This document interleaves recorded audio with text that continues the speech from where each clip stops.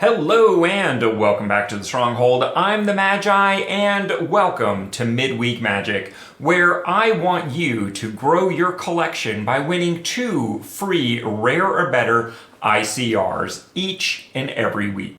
This week's Midweek Magic might have you feeling a little on edge because, well, for some reason we only get to use cards from Wilds of Eldraine, Lost Caverns of Ixalan, or the brand new Murders at Karlov Manor to build an otherwise standard legal 60 card deck and go toe-to-toe with the same. I have to admit, I've never really understood why they do this particular deck building exercise. I guess it's their way of forcing us to play with the new cards instead of the old standards. But don't worry, even if you are brand new to Arena, we've got a plan for you to get you through and get you your 2 free rare or better ICRs. But before we get into all that, this whole Midweek Magic thing has become a bit of a tradition here at the Stronghold, and it all started with our crack team of researchers discovering that we were the only YouTube channel making consistent, proactive, and timely Midweek Magic coverage. And here we are years later, and it appears that we're still the only ones out there doing it for the budget community. So be sure to subscribe to the Planeswalker Stronghold so that we can be here for you every chance we get. Now, what were we talking about? Oh yeah, right. Well, the bad news is the starter decks for the current 2024 season do not contain a single card from the 3 allowed sets for this Midweek Magic. But they do have a couple of things going on that are reprints. The monocolor red deck gives you 3 copies of Shock, and the monocolor black deck gives you 3 copies of Murder. And that's not much, but it's not nothing either. You hear me say a lot that good removal is a great place to start as a budget player because it makes mediocre creatures better by comparison, because now they have to measure up against your opponent's second best creature, not their best. Recently, I talked about the jump-in tier list and more specifically about the new Murders at Karlov Manor packs and how those presented a number of early building opportunities. In fact, it was 3 different decks, one of which was the green-red disguise deck. The other one was the Slime Against Humanity deck. And of course, Rakdos featured very heavily in that conversation as well. And really, any of those decks that you used just within the last week or two remain valid. So you can always revisit one of those if you really need to.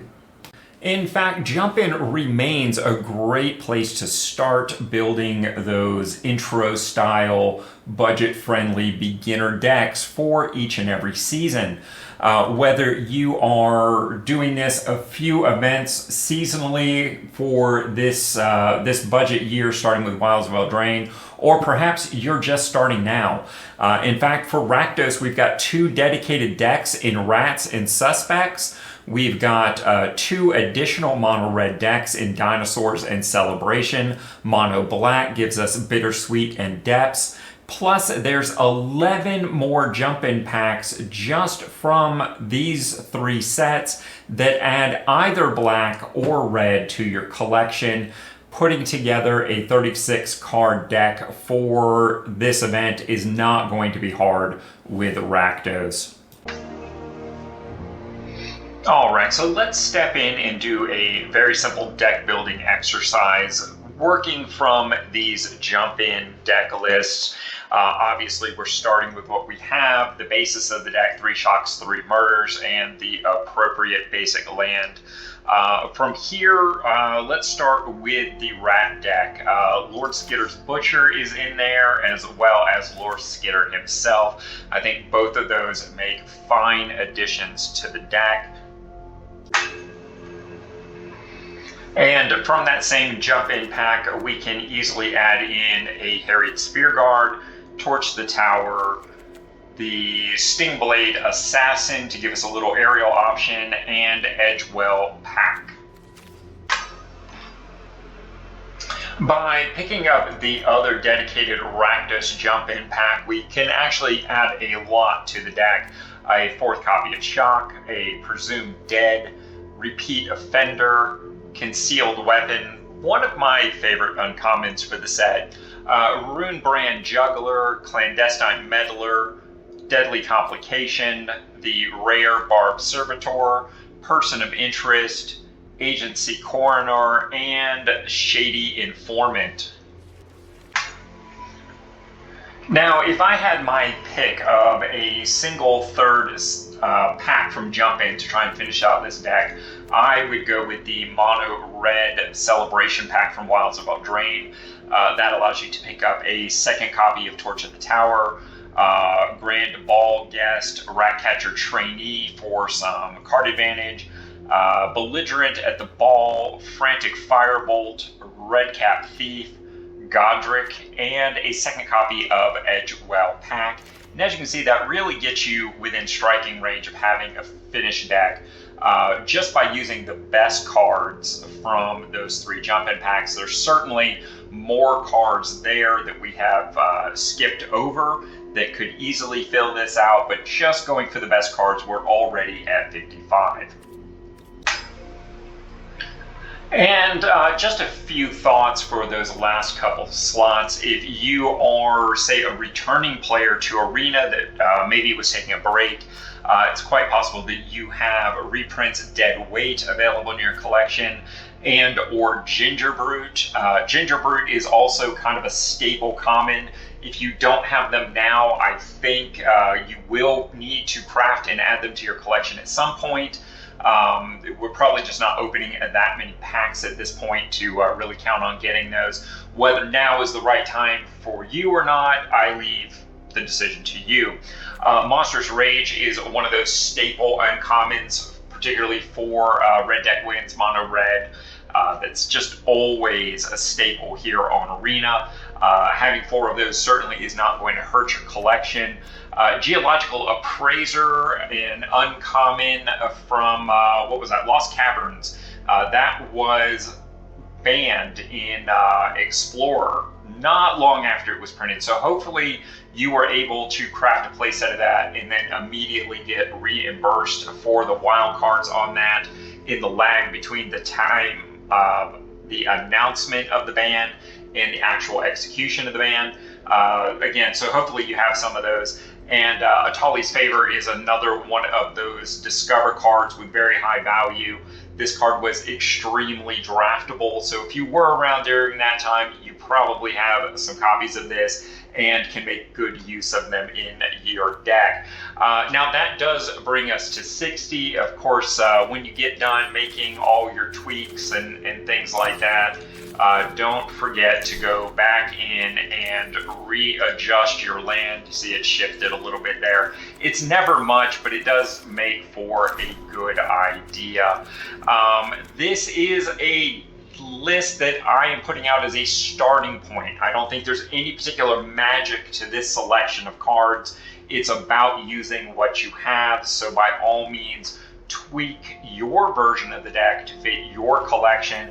As you can see here, there's a number of cards here that I don't have in this collection, and rather than craft those, you should look for similarly themed and high value, particularly commons and uncommons, to fill in those blanks. And of course, there's no downside to running random rares that you might have in your collection just for sheer power level.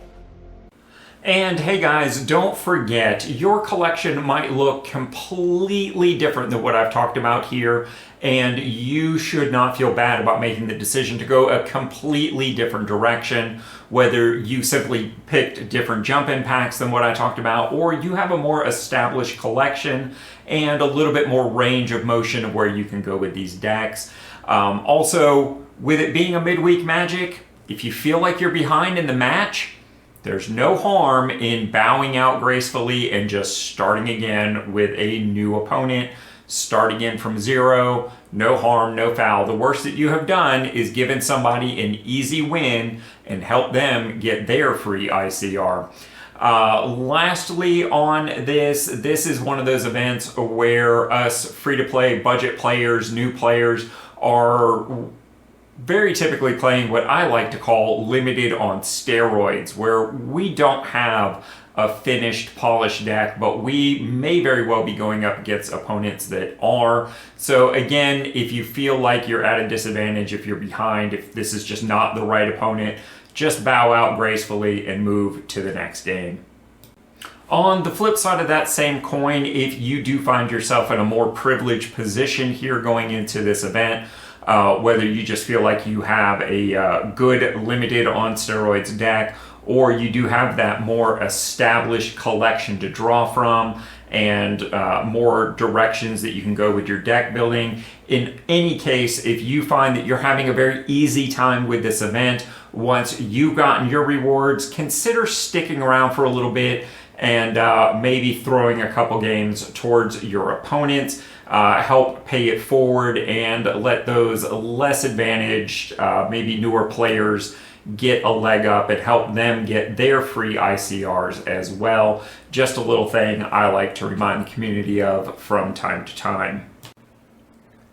And hey, just in case you didn't catch all that, Matt would like you to know that the deck list that we discussed in this video is going to have a link down in the doobly-doo to take you over to Aetherhub, along with a link to any other alternative lists that you might wish to consider.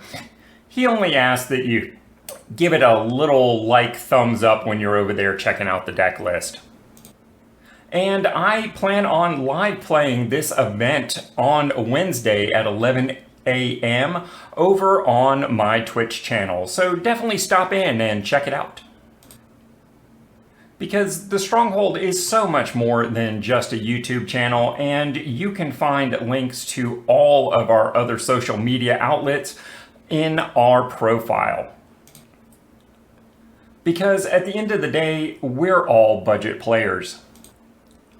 And as a community, we're stronger together. So like, comment, subscribe, follow, do all those things to show a little love. It's appreciated more than you know.